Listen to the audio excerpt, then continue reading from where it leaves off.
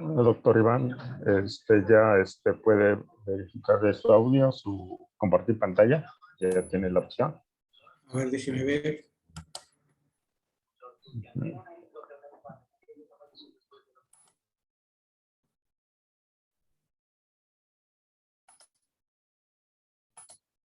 Ahí se ve la pantalla. ¿Se ve mi escritorio? Sí. Ok. Se muestra. Ok. Ok, Bueno. excelente. Voy a dejar de compartir. Ahí está. Exacto. Esperamos, vemos en las 8, iniciamos 8, 8:05, para que vamos entrando asistentes y verificamos. Sí.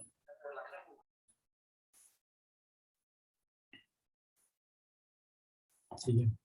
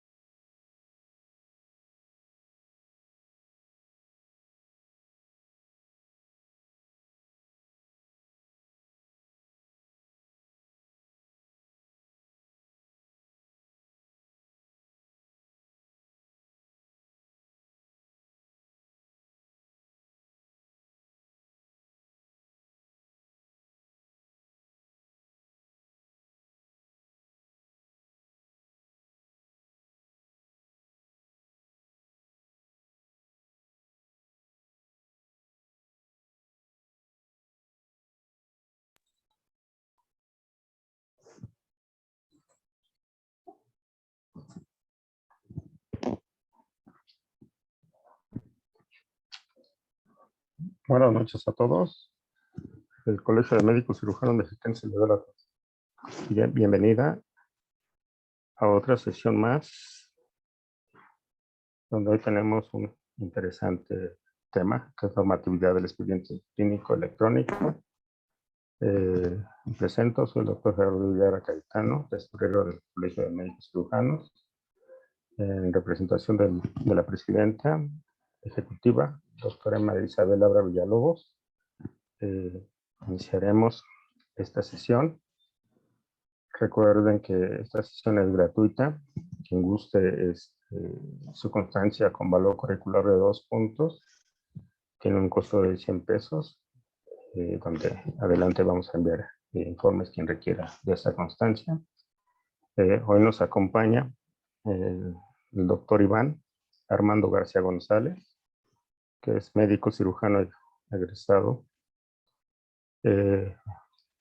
presidente del Sistema de Actualización Médica de Cuautitlán Izcalli y titular de la Secretaría Técnica del Colegio de Médicos Cirujanos Mexicanos. Le doy la cordial bienvenida al doctor Iván. Hola, muy buenas noches a todos. Es un honor estar en esta reunión.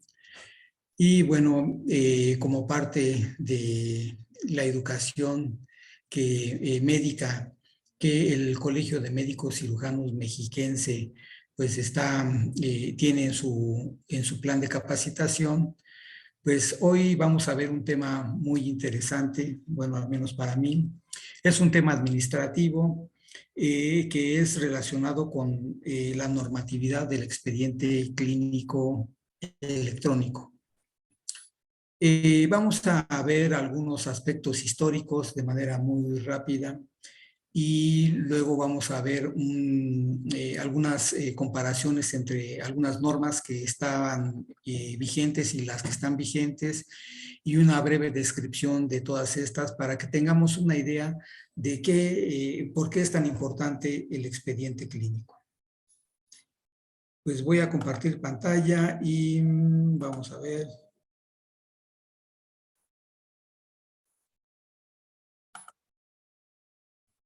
¿Ya?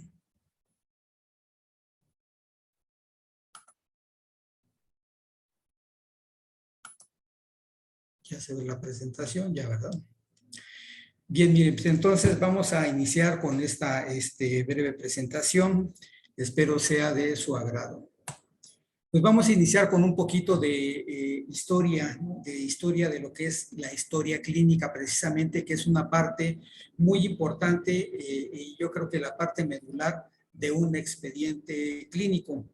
Vamos a empezar con una historia que es la historia de Asclepio. Asclepio es el dios de la medicina para los romanos y también podemos encontrarlo como Esculapio para los griegos, ¿no? Entonces cuenta la historia de que Asclepio pues es hijo de Apolo y Corónides o Coronis. Él es un dios y ella es una mujer normal, una mujer terrenal, extremadamente bella, que Apolo se enamora perdidamente de ella. Tienen una relación de amor ahí entre ellos dos y Apolo embaraza a Corónides. En ese entonces, pues los padres pactaban las bodas de los hijos, de las hijas más bien, ¿no? No tenían las hijas oportunidad de escoger a su novio, sino que ya era una especie como de contrato, de pacto, y pues ya Corónides ya tenía su esposo prácticamente, ¿no? Ya se lo habían escogido y pues la casan. El padre de Corónides la casa con Isquion, un joven también muy apuesto, pero la casa estando embarazada ya de Apolo, ¿no? Y ese bebé que llevaba en el vientre, pues era precisamente Asclepio. Cuenta la historia de que pues un cuervo, que en ese entonces eran blancos, le avisa a Apolo que pues Corónides le ha sido infiel y que se casó, etcétera. Entonces, lleno de ira, Apolo encuentra a Corónides y le lanza una flecha mortal y le quita la vida. Apolo también tiene algunas características de tener conocimientos médicos, es médico de dioses. Entonces trata de revivirla, trata de ayudarle al verse herida por esa flecha, pero no lo consigue y Corónides muere. Ya en su pira funeraria, Apolo extrae al bebé, a su bebé nonato, lo extrae y lo salva de morir calcinado y se lo da al centauro Quirón, que vemos aquí en esta diapositiva, al centauro Quirón, y este es quien lo instruye en lo que es el arte de la medicina y es el quien le enseña el poder de la sanación y le enseña otras cosas que ahorita vamos a ver, ¿no? Aquí Asclepio se vuelve un excelente médico y algo de lo que le enseña el centauro Quirón es precisamente el poder de la resurrección. Entonces, empieza a resucitar a algunas personas que ya han fallecido y entre los más famosos que resucita es Hipólito, que vemos aquí en esta imagen. Hipólito es hijo de Teseo y Teseo a su vez es hijo de Poseidón.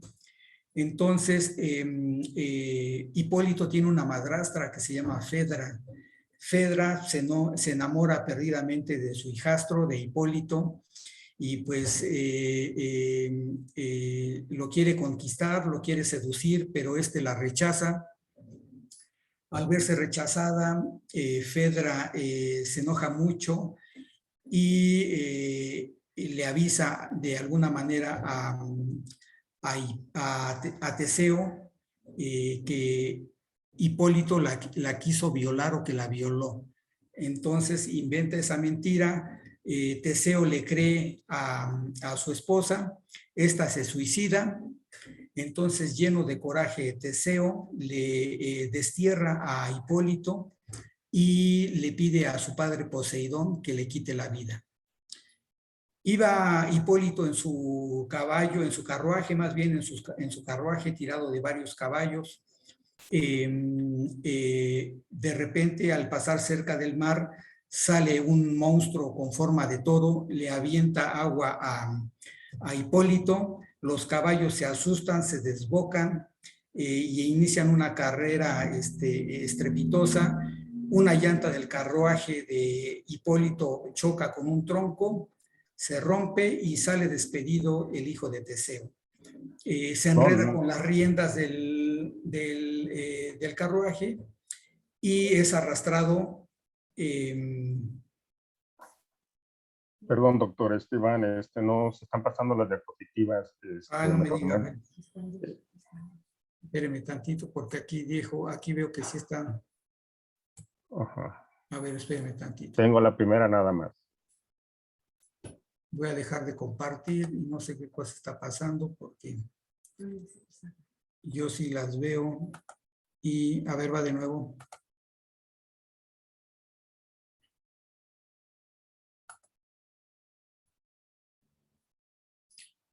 ¿Sí se ven? Okay. Sí, ahora sí. Estamos bien. ¿Esta sí la estaban viendo? Nos quedamos en la primera. Desde la primera no pasamos Okay. ¿Esta sí la vieron? No. Okay. Esta, ahí, bueno, esta sí. Bueno, ya ahí, sí, aquí hablaba de Apolo y Corónides. Aquí vemos cómo Apolo asesina a Corónides por celoso, ¿no? Aquí vemos a Asclepio, siempre va a estar representado de esta manera, un hombre, aquí no se le ve la barba, pero generalmente está barbado, con una mirada seria, cubierto por un manto en el que únicamente deja ver su hombro derecho, y su pecho, su busto, y va a tener por ahí el báculo con las serpientes enredadas, ¿no? Aquí abajo vemos al centauro Quirón, quien se encarga de la educación médica de Asclepio o Esculapio, como les decía para los romanos. ¿Sí se ve esa siguiente? Sí, ¿verdad? Aquí les estaba platicando de que dominaba la resurrección Asclepio, y como resultó muerto Hipólito, pues una diosa que se llama Artemisa se lo lleva a Asclepio para que lo resucite. Lo resucita, la diosa Artemisa le da un nuevo rostro y un nuevo nombre. Pero Zeus se enoja muchísimo por esta situación porque pues Asclepio se está metiendo ahí con este arte de la resurrección, y el hecho de haber resucitado a Hipólito lo llena de ira a Zeus, y fulmina a Asclepio mandándole un rayo. Esta sí se ve, sí, ¿verdad? Ya se ven. Sí. Ok. Vemos también que Asclepio pues tiene familia, tiene su esposa, tiene hijas, tiene hijos, y todos de alguna manera están relacionadas con algunas funciones médicas. Por ejemplo, Epione, esposa de Asclepio, calmaba el dolor.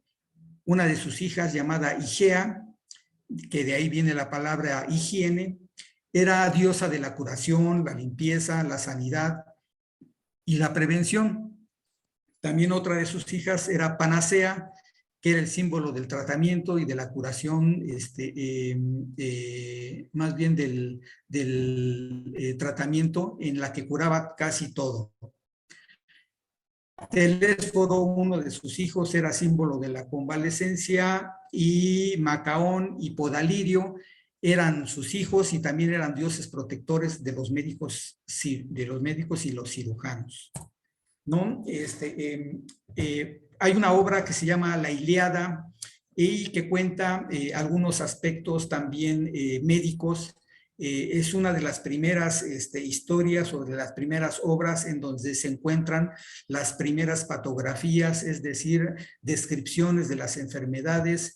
Aquí, por ejemplo, Macaón y Podalirio se encargan de curar a Menelao, que estuvo en la guerra de Troya. Menelao fue herido por una flecha, y sus médicos, hijos de Asclepio, pues lo examinaron, le retiraron la flecha, succionaron su sangre y la herida, y le aplicaron medicamentos que fueron dados a Asclepio por el centauro Quirón. Entonces aquí en esta foto de acá abajo vemos cómo Menelao es curado por Macaón y Podalirio.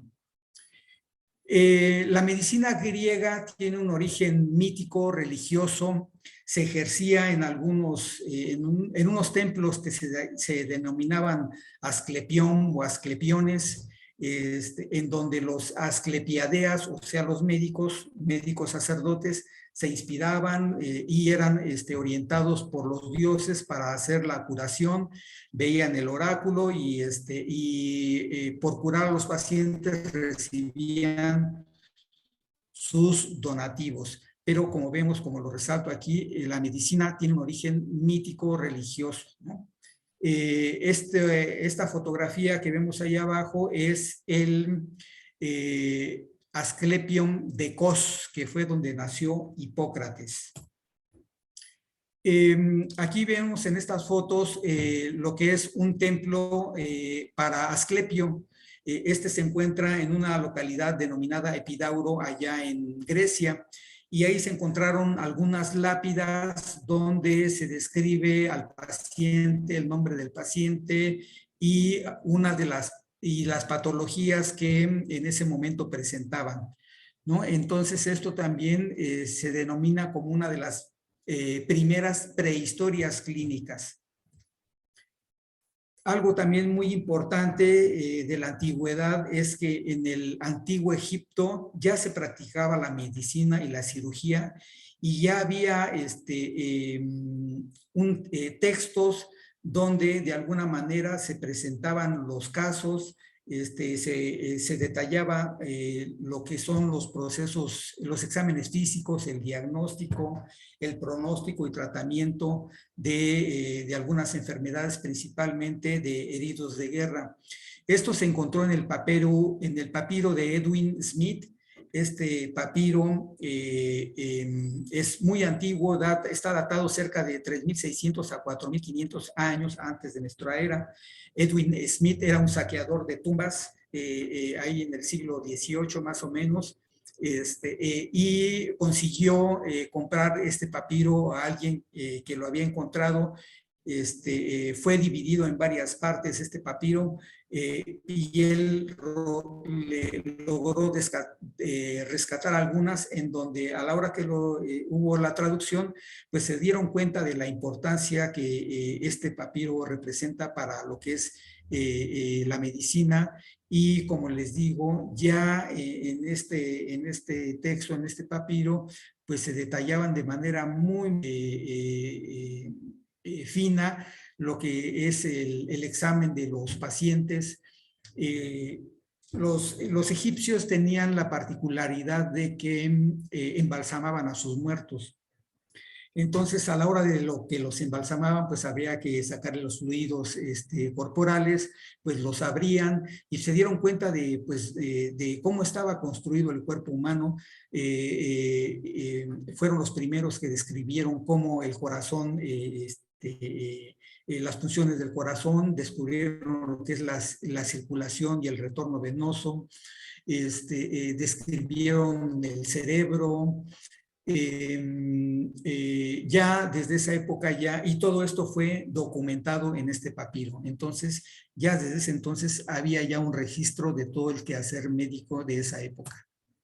Ya un poco más adelante vemos lo que es la historia clínica hipocrática. Hipócrates destaca en la medicina de manera muy relevante porque ya la ve desde un aspecto más, ¿cómo le diré?, más científico. ¿Sí? En los templos donde él practicaba la medicina, llegaban los pacientes en una especie de como de peregrinación, en donde se formaban para ser recibidos, para ser curados. Los que estaban ahí en el templo los revisaban, los analizaban, y una vez que eran aceptados todos estos pacientes, les daban ropajes limpios, ropajes nuevos, se les alimentaba de manera sana, se les ungía con aceites, con ungüentos, y se les limpiaba, y luego ya eran pasados hacia el área de la consulta, donde se les ordenaba de manera nominal. Todo esto iba siendo registrado en documentos, todos estos documentos ya muy ordenados. Ya se ponía el nombre del paciente, se daba una breve descripción de dónde venía, de quién era pariente, etcétera, ¿no? Y también se ordenaban cronológicamente sus síntomas, ¿no? Algo muy importante de la medicina hipocrática es que le daba mucha atención a la exploración física y a los síntomas. Más adelante, en lo que es la época medieval, en el siglo XIII, ¿no? Ya el estudio de la medicina ya se hace obligatorio, que sea obligatorio en las incipientes facultades y universidades. Ahí la historia clínica ya no se llama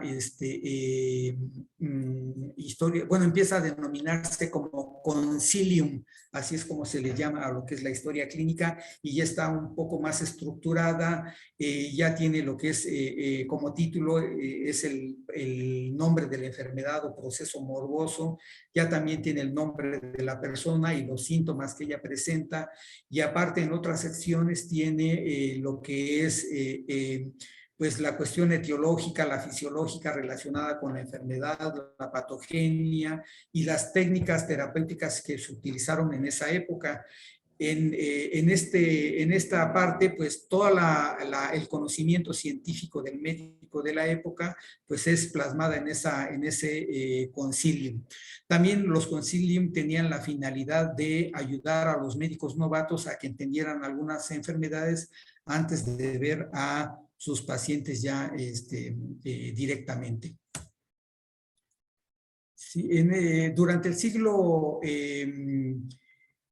XV surgen muchos problemas de salud, se dan epidemias importantes como la peste negra, etcétera. Algunas de las facultades ya se coordinan con los hospitales, las facultades de medicina ya interrelacionan con los hospitales para que los estudiantes o aspirantes a médicos pues empiecen con lecciones clínicas directamente. Y en esta parte de lo que es el Renacimiento, a la historia clínica se le llama observatio, ¿no? Y es aquí donde se empieza a llamar al proceso morboso individual, se le empieza a llamar como casus, y ahora pues para nosotros es un caso, ¿no? Esta mentalidad del hombre del Renacimiento hace que la historia clínica se convierta en un relato preciso, objetivo, libre de interpretaciones religiosas, doctrinales, y siempre va a tener una reflexión diagnóstica sobre todo ese proceso y las indicaciones terapéuticas para el proceso morboso. Durante precisamente el Renacimiento, sabemos que hay un resurgimiento del arte, entonces también estas observatio tienen esa parte artesanal, parte artística más bien, en donde pues se añade una visión estética del estilo literario y se mejora. Ya más adelante, en el siglo XVII, está el doctor Sydenham, quien integra lo que es una historia clínica más estructurada todavía, más evolucionada. El doctor es inglés y pues es denominado el Hipócrates inglés porque pues es muy admirador de este personaje del doctor Hipócrates. Expone con claridad los fenómenos de cada enfermedad sin fundarlos en hipótesis y también los agrupa. Toda la experiencia que él tuvo en su quehacer médico la integra, la redacta en su obra que se llama Observationes Medicae. Él se caracteriza por un estrecho contacto con el paciente y él es el primero que empieza a describir los signos y los síntomas y los clasifica, también define algunos síndromes y también diseña bueno, no diseña, sino emplea los términos de agudo y crónicos dependiendo de del momento en que aparecen los signos y los síntomas. Ya más adelante, en el siglo XVIII, con el descubrimiento, con la invención de este aparatito que es un microscopio rudimentario, empiezan a tomar ya algunas muestras histológicas, algunas muestras de lesiones de alguna parte y las empiezan a explorar a través de este microscopio y pues surge así el conocimiento de la célula, de la histología, ya con el inicio de la anestesia pues ya pueden tomar partes de tejidos para hacer un diagnóstico más preciso y pues todo eso va enriqueciendo el registro de todas estas enfermedades y todo lo que es el descubrimiento que se hace a través de este microscopio, todo lo que ellos observan lo van plasmando en lo que es su historia clínica. Ya en el siglo XIX, pues se inventan algunos aparatos, algunos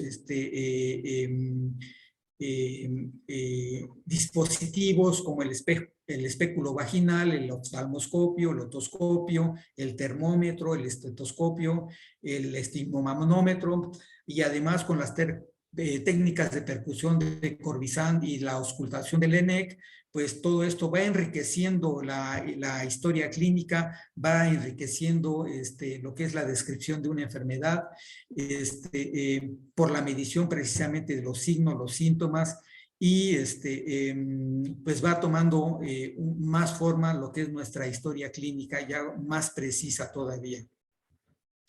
Y bueno, ya en el siglo XX, pues se caracteriza principalmente con el avance tecnológico. Una de las primeras avances que se dieron en la medicina, pues fue precisamente la radiología, con Madame Curie, en donde pues por primera vez se hacen técnicas de diagnóstico por imagen. También en esta época, en el siglo XX, el siglo pasado, pues se empiezan a desarrollar las especialidades médicas, y estos especialistas pues ya, ya informan en la historia clínica el proceso morboso, pero ya desde una visión más especializada. También, pues, en esta época, en este siglo, empieza lo que es la Segunda Guerra Mundial, y en esta parte toma gran importancia lo que es el área de la enfermería. Estos registros de enfermería son integrados desde ese entonces al expediente clínico, a la historia clínica. También sabemos que en esa época se crean los servicios de salud que proporcionan cobertura sanitaria a los trabajadores, y también se da la construcción de grandes hospitales, ¿no? Aquí en México, pues se crea el Instituto Mexicano de Seguro Social en 1943, y pues posteriormente se construye el Centro Médico Nacional, Centro Médico de la Raza, ya en el siglo pasado, ¿no? Entonces, como ya intervienen varias áreas, los médicos especialistas, las enfermeras, entonces la historia clínica deja de ser una propiedad particular de un solo médico, y bueno, pues ya es un documento multidisciplinar, ¿no?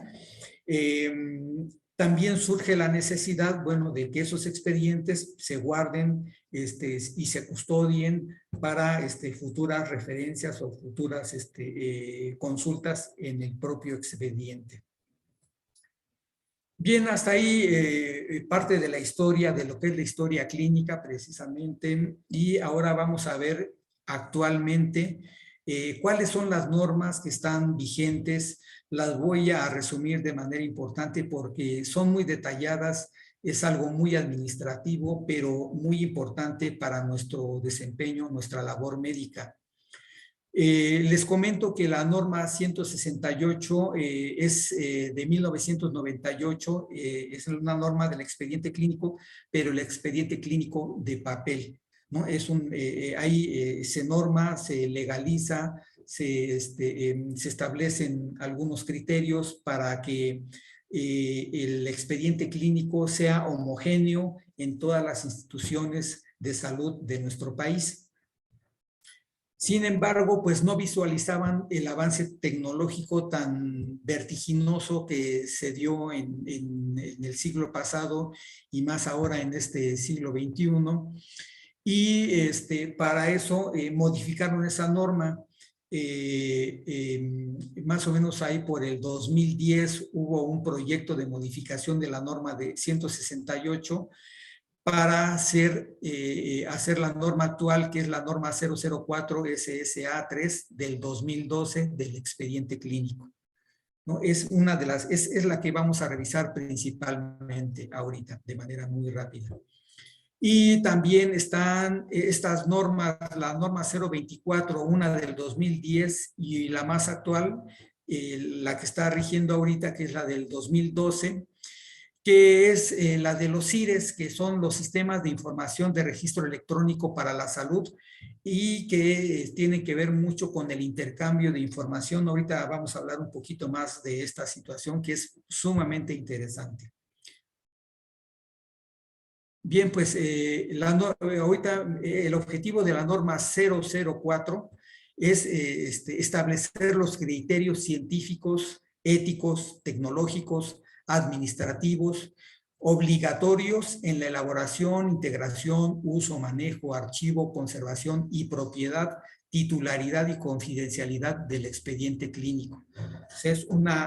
Es quien va a determinar cómo va a funcionar el expediente clínico. Y bueno, esta norma a su vez está ligada con otras normas que vienen descritas en ella misma. Y pues si quieren saber, pueden consultar la norma que está disponible en la red, la pueden encontrar en muchas páginas, principalmente en el diario oficial de la Federación o en el del Gobierno de México.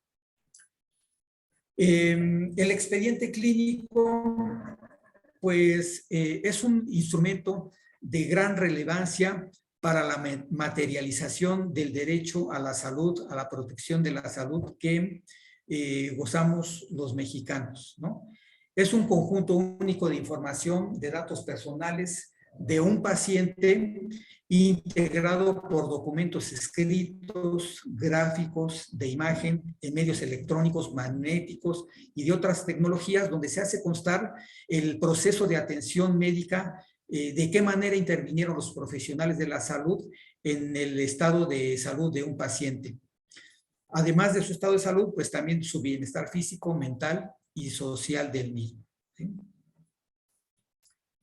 Esta norma es de observancia obligatoria para el personal del área de la salud y los establecimientos prestadores de servicios de atención médica de los sectores público, social y privado, incluidos los consultorios, ¿no? O sea que todos estamos obligados a llevar el expediente clínico. Todos.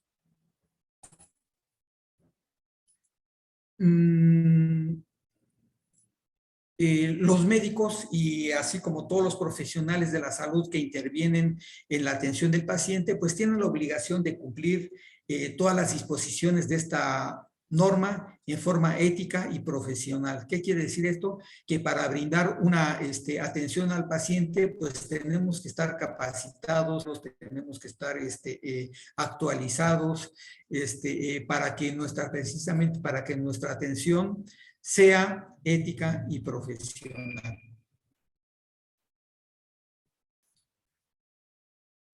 Otra parte muy importante es que los prestadores de los servicios de atención médica estamos obligados a integrar y conservar el expediente clínico, y los lugares donde trabajemos están obligados y serán solidarios para que nos otorguen un área para el resguardo de nuestros expedientes. En los hospitales siempre va a haber un área de archivo clínico y de información médica. En las clínicas también, independientemente de si se trata del IMSS, de la Sedena, del ISSSTE, siempre va a haber un área de resguardo y de información médica. Básicamente todo expediente clínico deberá tener estos datos de manera general. El tipo y nombre y domicilio del establecimiento. Quiere decir que, pues, si es un hospital general de zona, si es un hospital regional de alta especialidad, si es una clínica, si es un consultorio, el nombre, el domicilio, la institución a la que pertenece, la razón social del propietario, en cuanto al paciente, su nombre, su sexo, su edad, su domicilio y otras disposiciones que las autoridades sanitarias nos indiquen. Aquí es algo muy interesante esto, la propiedad del expediente clínico. ¿Quién es el propietario del expediente clínico? Cuando se hizo este proyecto de cambio de la norma 168 a la 004, hubo un debate ahí muy interesante porque decían quién es el dueño del expediente. ¿Es el paciente? ¿Es la institución? ¿Es el médico? Entonces intervinieron ahí licenciados, abogados, médicos, conocedores de toda esta situación legal, y llegaron a la conclusión de que la propiedad del expediente clínico es de la institución.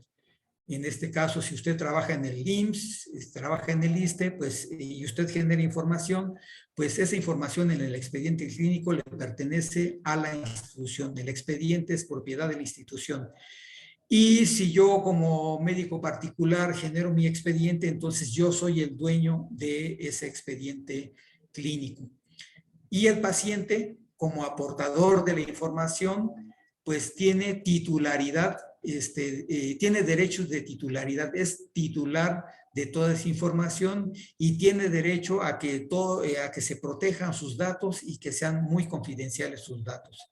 Algo muy importante también para los expedientes clínicos es que deben de ser conservados por un periodo mínimo de 5 años, contados a partir de la fecha del último acto médico. Es muy importante que los datos personales del paciente no deben ser divulgados o dados a conocer. Si tenemos información interesante de ese caso del paciente y queremos, no sé, dar una clase, hacer una investigación, entonces es importante que se le requiera una autorización por escrita del paciente y se adaptarán las medidas necesarias para que este paciente no pueda ser identificado. Hay algunas investigaciones en donde a los pacientes pues, les ponen así su antifaz o le tapan los ojos para que no sean identificados, ¿no? Por otra parte, en cuanto a la información que genera el expediente clínico a través de todas las intervenciones del personal médico, tenemos la obligación de proporcionar información verbal al paciente o a quien ejerza la patria potestad, o a la tutela o al representante legal o a las familiares o autoridades competentes que así lo requieran. Hay veces que se requiere un resumen clínico, el cual tiene que ser solicitado por escrito y las únicas autoridades competentes para solicitar los expedientes clínicos son las autoridades judiciales, órganos de procuración de justicia y autoridades administrativas. La información contenida en el expediente clínico será manejada con discreción y confidencialidad por todo el personal del establecimiento de salud y solo será dada a conocer, pues igual a las mismas autoridades judiciales, órganos de procuración de justicia y autoridades administrativas. En algunas instituciones, inclusive al expediente que todavía lo tienen en papel, le ponen ahí un sello que es confidencial, ¿no? Por toda la información tan delicada que puede tener para del paciente. El expediente también va a tener algunas notas médicas, reportes y documentos. Entonces, todas estas notas que vayan surgiendo a través del proceso de atención a la salud del paciente, pues tienen que apegarse a las disposiciones jurídicas que resulten aplicadas. Las notas médicas y reportes deberán tener al menos nombre completo del paciente, edad, sexo y en su caso, número de cama o expediente. Todas las notas médicas deberán contener fecha, hora, nombre completo de quien la elabora, así como la firma autógrafa electrónica o digital.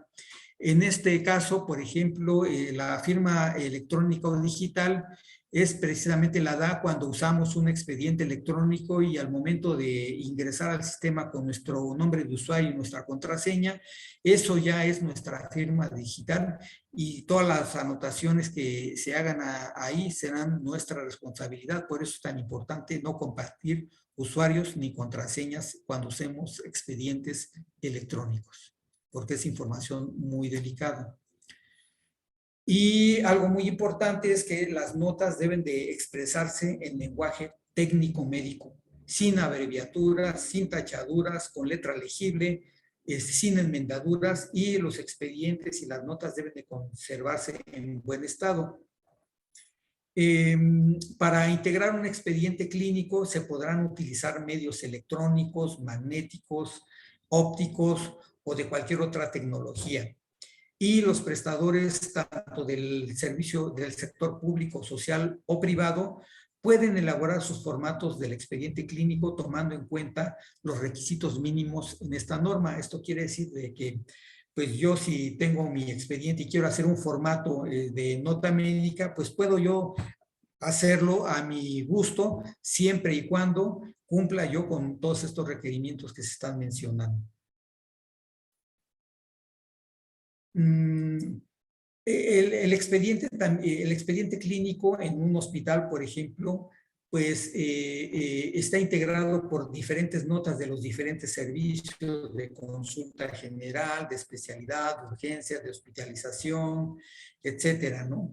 Entonces, todas estas notas que se generan, todos estos documentos que se generan en los diferentes servicios, pues tienen que integrarse en un solo expediente para cada paciente. En cuanto al expediente, tanto de papel como el electrónico, pues podrá contar con una cubierta o carpeta, su hoja frontal y las notas de trabajo social, nutrición, ficha laboral o todos los documentos que se consideren necesarios para que esté completa la información del paciente. Si hay un contrato de atención de servicios médicos, de atención médica por parte de particulares, pues también se tiene que integrar en el expediente clínico. Ahora vamos a hablar de lo que es el expediente clínico en la consulta general y de especialidad, y únicamente vamos a ver esta parte porque pues también hay algunas otras partes de lo que nos señala la norma, pero es muy extenso, entonces únicamente voy a describir estas de manera muy sucinta. Todo expediente, tanto de la consulta general y de especialidad, deberá contar con historia clínica, ¿no? Que lo que ya vimos, ¿no? Anteriormente, pues aquí ya se fue reflejado. Y esta historia clínica deberá tener su interrogatorio en el que como mínimo deberemos tener la ficha de identificación del paciente, su nombre, su edad, su sexo, fecha de nacimiento, etcétera, ¿no? El grupo étnico al que pertenece, sus antecedentes heredofamiliares, los personales patológicos, los no patológicos, su padecimiento actual y su interrogatorio para aparatos y sistemas. Es lo mínimo que debe de tener el expediente. Si alguna de estas situaciones se omite, pues ya caemos ahí en una desviación, ¿no? También como parte de ese expediente clínico, pues debe de tener su exploración física, en donde tenemos que describir el hábitus exterior, pues su somatometría, sus signos vitales, que ahí vienen descritos como los pueden ver, y así como todos los datos que se vayan obteniendo de la exploración del cabezo, de la cabeza, del cuello, del tórax, abdomen, miembros y genitales. O dependiendo si es un expediente de odontología, bueno, pues ya tendrá todo lo referente a este proceso odontológico o al del psicólogo, al del nutriólogo, ¿no? Pero por lo menos la exploración física debe de tener esto que vemos ahí. También debe de tener sus exámenes previos o actuales de estudios de laboratorio y gabinete, una descripción de los diagnósticos o problemas clínicos, el pronóstico y su indicación terapéutica. También el expediente de la consulta general y de especialidad, ya sea en un hospital principalmente, tiene su nota de evolución, la cual deberá elaborarla el médico cada vez que atienda al paciente. Y describirá pues su evolución, la actualización del cuadro clínico, resultados de los servicios auxiliares de diagnóstico, los diagnósticos también, el pronóstico y el tratamiento. Y también puede haber notas de interconsulta. Estas notas pues deberá elaborarlas el médico cuando se requiera y quedará sentada en el expediente clínico, y la nota la elaborará el médico consultado y deberá contar con al menos criterios diagnósticos, plan de estudio, sugerencias diagnósticas y tratamiento. Y así como estas notas, para no entrar en más detalle, pues están las notas de urgencias, de hospitalización, la nota preoperatoria, preanestésica, la posoperatoria, la de egreso, la hoja de enfermería, los reportes de laboratorio y gabinete, el consentimiento informado. Este consentimiento informado pues puede ser para una intervención quirúrgica, para una salpingo, para una vasectomía, etcétera, ¿no? El egreso voluntario, que luego se da mucho. En caso de necropsia, pues tenemos que poner esa nota de la necropsia, si hay alguna notificación al MP y pues la nota de defunción y muerte fetal o, o el documento correspondiente para este caso. Bueno, pues hasta ahí es lo que es la norma 004. Como ven, es algo muy extenso. Ahorita pues fue un resumen pues relativamente rápido de toda la norma, que es sumamente importante porque, como lo comenté, pues todos los profesionales de la salud debemos de elaborar el expediente clínico como quieran, en papel, en electrónico, pero es importante que ustedes lleven ese expediente clínico. Hay veces que en los consultorios viene la Secretaría de Salud, la COFEPRIS, nos revisa y no tenemos nada, ¿no? Y pues eso origina muchos problemas administrativos, multas, etcétera, inclusive hasta clausuras. También en casos extremos en los que, por ejemplo, las pacientes embarazadas por alguna situación tienen algún problema importante de salud y pues en ocasiones llegan a fallecer, pues se empieza a investigar desde dónde estuvo ahí el detalle, y si uno no hace una nota médica, no lleva una historia clínica completa, una exploración física completa, describiendo adecuadamente todo lo que encontramos en esta paciente y nos encuentran algo mal, olvídense, es un gran problema. Por eso es importante registrar adecuadamente todo lo que encontremos en el paciente. Y bueno, ahora vamos a hablar ya de algo más técnico en cuanto es la norma 024 del 2012, que se refiere a los CIRES, que esto quiere decir Sistema o Sistemas de Información de Registro Electrónico para la Salud, CIRES. Dado el avance tecnológico que ha habido en los últimos años, pues ya cada institución de salud pues ya está implementando sus expedientes electrónicos. Entonces está el CINF, por ejemplo, en el IMSS, el ESE en el IMSS, tienen su expediente electrónico en el ISSSTE, tienen su expediente electrónico en la SEDENA. Entonces, algo muy importante y que esta norma es lo que está estableciendo es que se tienen que estandarizar todos los procesos de manejo de los datos para que haya una intercambiabilidad de la información, para que en un caso dado un paciente pueda compartir su expediente, bueno, podamos compartir el expediente de un paciente y lo puedan ver en diferentes lugares, diferentes instituciones, diferentes médicos, ¿no? Para dar un diagnóstico más certero, una opinión, etcétera, ¿no? De esto es lo que se trata esta norma, ¿no?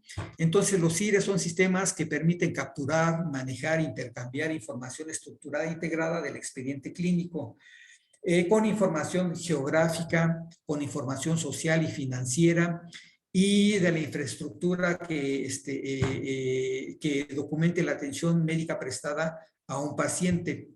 También nos permite manejar lo que es la capacidad instalada, o sea, el número de camas, todos los servicios con los que cuenta el establecimiento de salud, los aparatos que en él están, el tomógrafo, el resonador, etcétera. La información generada por estos sistemas en su conjunto va a estar contenida en el Sistema Nacional de Información en Salud, y también se va a integrar al Sistema Nacional de Información Básica en materia de salud.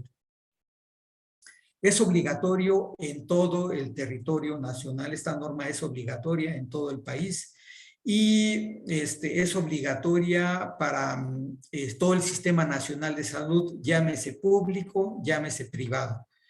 ¿no? Que adopten un sistema de información de registro electrónico para la salud. Todos aquellos con los que contamos con un expediente electrónico, a la hora de que lo seleccionemos, es importante que pues cumpla con esta norma. Hay que preguntar cuando compramos que este expediente cumpla con la norma para que en un momento dado toda esta información se integre en una sola. También es obligatoria para las personas que hacen estos sistemas, que los distribuyen o que los comercializan.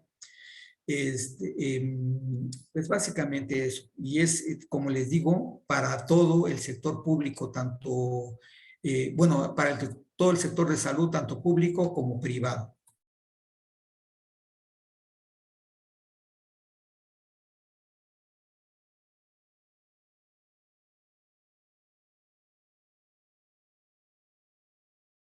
Pues deben de implementar algunas interfaces para intercambio de información de acuerdo a lo que especifica la norma. Deberán resguardar la información derivada de los servicios de salud en documentos electrónicos estructurados e inalterables. Y deben permitir que la firma electrónica del profesional de la salud sea segura, que no sea alterada para que no haya suplantaciones ni algún problema en este aspecto. Y bueno, las ventajas de tener este tipo de sistemas es mejorar el cuidado y la atención de los pacientes, reducir tratamientos redundantes y prevenir errores médicos, reducir costos en la atención médica, contar con información de salud para la toma de decisiones desde la atención del paciente hasta la elaboración de políticas públicas de salud. Esto es muy importante. Brindar información clínica accesible y precisa y garantizar la confidencialidad de la identidad de los pacientes, así como la integridad y confiabilidad de la información que en ellos se genera. Pues, aunque fue una presentación muy rápida, yo les agradezco toda su atención y quedo a sus órdenes para sus comentarios, para que nos compartan alguna experiencia, para alguna duda, etcétera. Muchas gracias. Y bueno, aquí finalmente la bibliografía. Gracias, doctor Iván. Excelente plática. Vamos a empezar con las preguntas y respuestas. Aquí tenemos a la doctora Diana. En el caso de los consultorios en empresas, ¿también deben apegarse a esta norma del expediente electrónico? ¿No basta si se tiene el expediente en físico? Puede ser un expediente en físico siempre y cuando cumpla con toda la normatividad, cumpla con lo mínimo que se exige en la norma. Mientras tenga eso, no debe de haber ningún problema si es un documento físico. En el caso de la doctora, yo creo que no debe de tener ningún problema siempre y cuando los tenga bien conservados. En su área de trabajo, en su empresa, le deben de dar un lugar para que ella resguarde esos expedientes, que nadie más los toque, que los tenga bajo llave, por favor, para que no sean alterados, porque pues, es información muy, muy delicada y privada aparte, ¿no? Entonces, no hay ningún problema porque sea un expediente en papel. Okay. O físico. Tenemos otra pregunta. Ahorita que me dé la autorización al doctor Leandro para que dé la palabra. Pero mientras le preguntaría a la maestra Juanita Murillo, ¿será posible que en pocos años se universalice en todo el sector salud el expediente electrónico? A ver, otra vez la pregunta. ¿Será posible que en pocos años se universalice en todo el sector salud el expediente electrónico? Sí, precisamente eso es lo que se pretende, ¿no? A través de esta última norma, lo que se pretende es que todos los sistemas institucionales particulares de cada institución puedan comunicarse entre sí, puedan compartir información, ¿no? ¿Para qué? Para que yo pueda ver el expediente de fulanito de tal que hoy estuvo aquí en la Ciudad de México, pero pues ya se cambió a Tijuana, Baja California, pero ya no está en el IMSS, sino ahora está en el SEDENA, por así decirlo. Yo pueda ver ese expediente, es algo muy interesante, que es lo que se pretende hacer, ¿no? Yo no sé para cuándo, pero pues sería pues algo maravilloso, ¿no? ¿Por qué? Porque también esta información pues es poder, es información estadística, es información que podemos explotar para precisamente tomar decisiones en las políticas de salud, ¿no? Y ver, ¿no?, cómo se está comportando la enfermedad en nuestro país, ¿no? Okay. Enviamos sus felicitaciones al doctor. Tengo la doctora María de Lourdes. Pregunta, excelente tema y la importancia del expediente clínico a nivel institucional y privado. Gracias por la plática. Mi pregunta sería, doctor, ¿a nivel privado se puede compartir bajo consentimiento firmado a otro colega que así lo requiera para seguir el seguimiento del paciente? Sí, ese consentimiento informado, pues sí se puede compartir, claro que sí, siempre y cuando el paciente esté de acuerdo. Ok. Preguntan, ¿se puede escanear el expediente y esto entraría dentro de la norma para conservarlos mejor? Pues sí, porque ahí dice, en la norma dice que podemos utilizar cualquier medio electrónico, magnético, óptico, electroóptico, electromagnético, etcétera, ¿no?, de inteligencia artificial, ¿no? Ya ahora, claro que sí, se puede escanear y guardarlo y tenerlo, ¿no? No es Ok. necesario tenerlo en físico. El papel luego han llegado a pasar accidentes de que pues llueve, se cae la lámina, se mojan todos los expedientes, se pierde todo eso. Entonces yo creo que es un muy buen resguardo escanearlo y tenerlo ahí. Excelente. Preguntan, cuando el paciente fallece, ¿aún así se resguardan 5 años? ¿O cuál es el proceso del resguardo? Sí, desde la última atención médica que tuvo el paciente, en ese caso, no sé, fue ayer y hoy fallece mi paciente, pues a partir de ayer, que fue la última intervención por parte del personal de salud, tengo que contar 5 años. No lo puedo decir, ya falleció, ya lo desecho, no. Tengo que conservarlo 5 años por lo menos. Ya después de 5 años ya lo vendo al archivo muerto, ¿no? Ahí para que alquilo. Muy bien. La pregunta dice, ¿este expediente estaría ligado a un sistema que lleve un control de medicamentos recetados a los pacientes para tener un gasto inteligente de los medicamentos? Sí, claro, hay, por ejemplo, hay varios sistemas que tienen esta característica, bueno, varios expedientes. Por ejemplo, hay uno que se maneja en el Seguro Social, que es el SIMS, que se llama Sistema de Información de Medicina Familiar, en donde el sistema está conectado a la farmacia tiene actualizadas las existencias y el doctor puede prescribir un medicamento que está disponible. Si no está disponible, le dice que no hay en existencia y le sugiere otros. Yo, por ejemplo, manejo un expediente particular, muy sencillo, en donde a la hora de que elaboro la receta, pues puedo seleccionar de un catálogo de medicamentos o de sustancias activas, el que mejor, bueno, de acuerdo a lo que yo piense que tiene el paciente, de acuerdo a las indicaciones médicas, pues le doy el medicamento, lo selecciono y ya voy integrando mi receta. Pero sí, hay expedientes que tienen esta particularidad de conectar la farmacia con mi expediente. ¿Sí?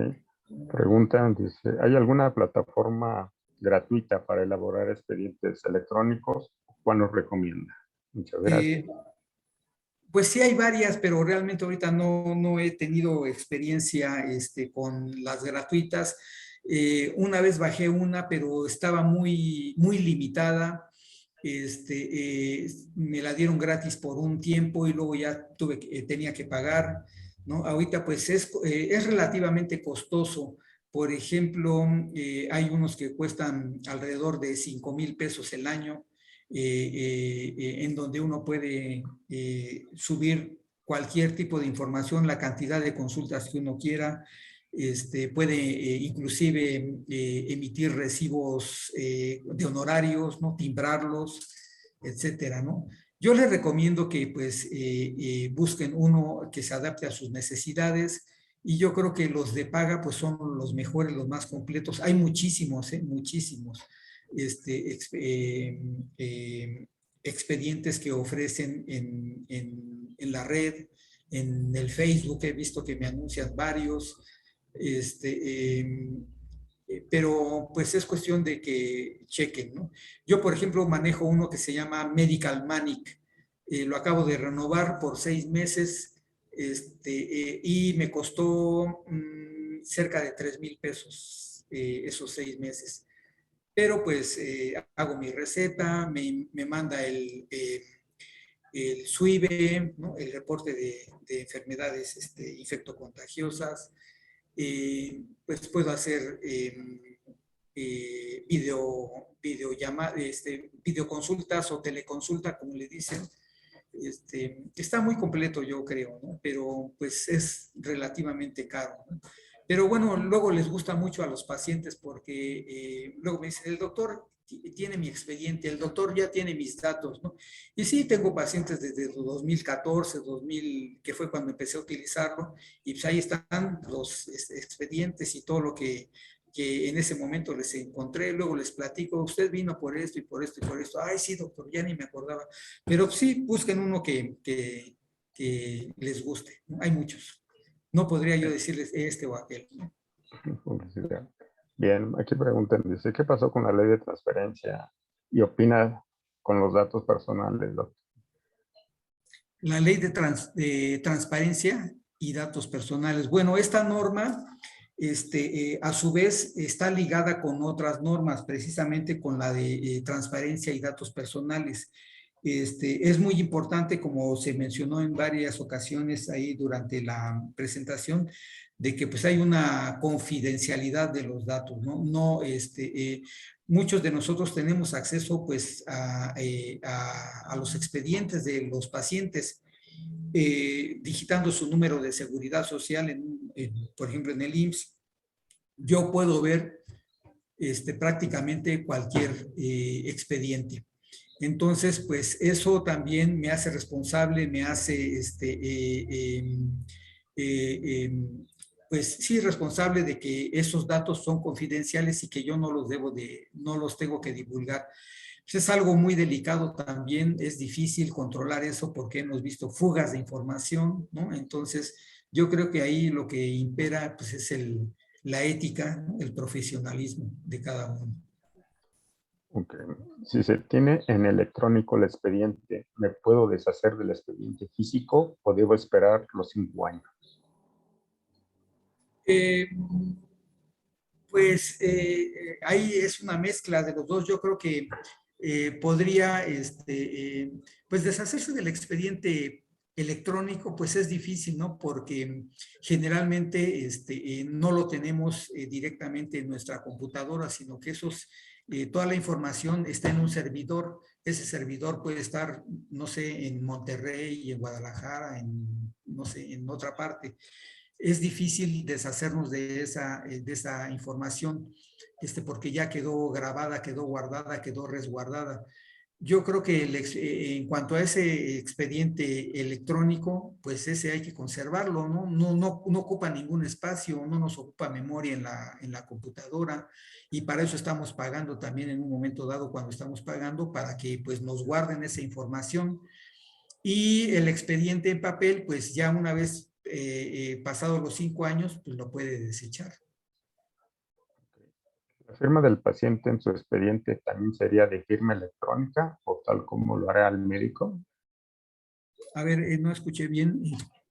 ¿La firma del paciente en su expediente también sería de firma electrónica, tal como lo hará el médico?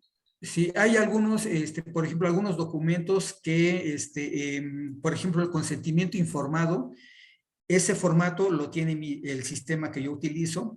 Lo lleno, lo imprimo y se lo hago firmar al paciente. hay veces que lo escaneo o lo guardo, ¿no? Hay algunos sistemas que me permiten guardar imágenes en PDF o en JPG de los estudios de laboratorio, en este caso del consentimiento informado, lo puedo guardar ya con la firma autógrafa del paciente. Pero por experiencia yo le recomiendo que se lo firme el paciente con firma autógrafa porque no hay manera de que lo firmen por el momento con una firma electrónica. Aunque hay algunos dispositivos que nos permiten, como en el centro comercial, en el banco, pues hacer una firma, ¿no? Pero al menos el expediente que yo utilizo no tiene esa particularidad. Pues va relacionada a esta pregunta, dice, ¿podría comentar sobre la firma electrónica? ¿Se debe registrar?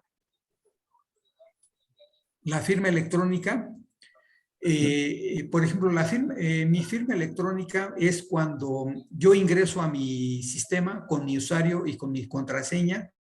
Eso está normado y esa es mi firma electrónica. Yo todos los documentos que genere con mi usuario y con mi contraseña están firmados, por así decirlo, con esa firma, ¿no? Con mi firma electrónica, con mi usuario y con mi contraseña. Si yo ando repartiendo o le digo a fulanita de tal, le doy mi usuario y mi contraseña y entra y hace cosas, pues ahí sí ya hay mucha responsabilidad, ¿no? Entonces, yo no debo de compartir esos datos que son importantes, ¿no? Okay. Última pregunta, doctor. Comentan, ¿la teleconsulta requiere consentimiento informado?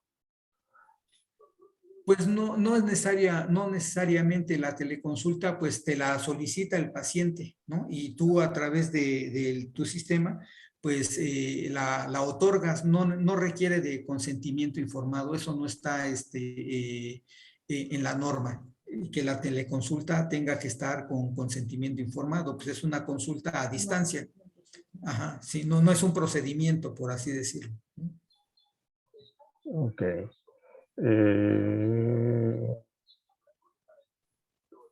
Comenta la doctora María Isabel, presidenta del colegio, dice, buenas noches, tema de suma importancia para la práctica profesional.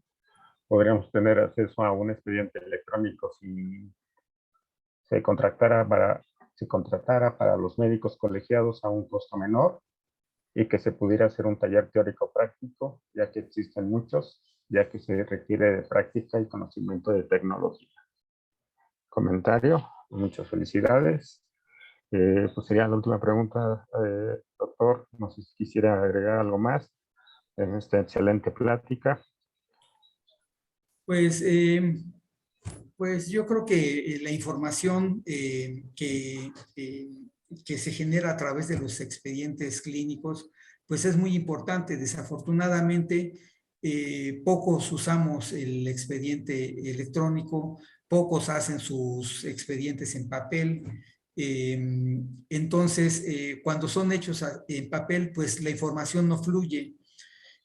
Cuando usamos un expediente electrónico que no está vinculado con otros, pues la información pues no fluye, ¿no? Sería muy interesante que pues como colegio diseñáramos un expediente que usáramos nosotros y que estuviera vinculado, ¿no? Y que pudiéramos de alguna manera tener toda esa información, ir llenando y ir formando estadísticas, ¿no? En cuanto a patologías en determinadas zonas, en cuanto a uso de medicamentos para determinadas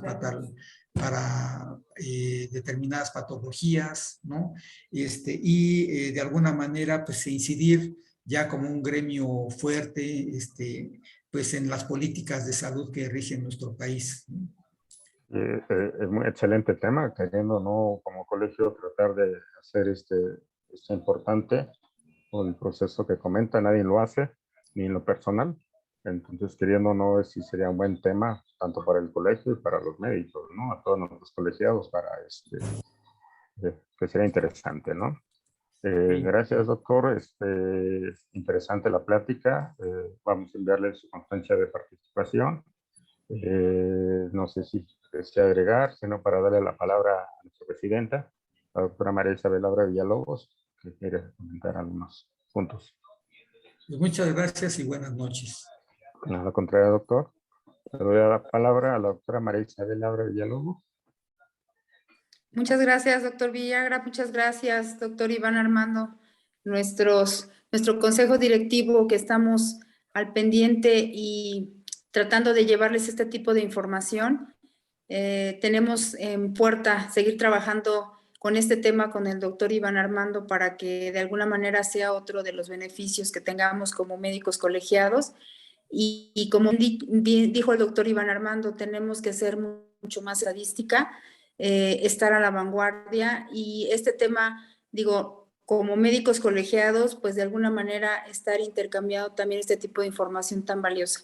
Le agradezco mucho el tema, doctor Iván Armando, y esperemos que le demos continuidad en algún momento dado y vamos a trabajar primero Dios para el próximo año con este tema. Les agradezco a todos, hubo muchos asistentes. Les agradezco de verdad que cada día se conecten más y que se interesen más por el colegio. Están las puertas abiertas para que se puedan colegiar. Tenemos el servicio de certificación y muchas gracias por estar apoyando al colegio y a todo su consejo directivo. Que tengan una excelente noche y seguimos en contacto. Hasta luego. Hasta luego y muchas gracias. Buenas noches. Buenas noches. Darle las gracias también a los asistentes de MOFA por este proceso. Y que tengan buena noche y estamos al contacto.